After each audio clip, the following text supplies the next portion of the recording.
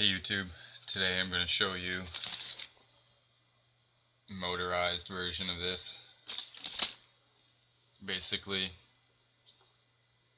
stick a motor right there and a motor right here and a trailer for it and everything.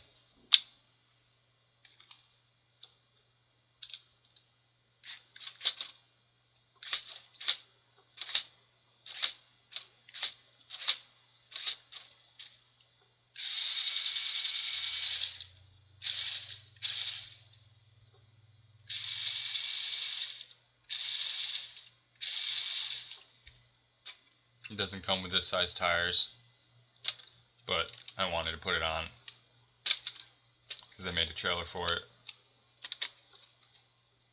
Which is this flatbed trailer.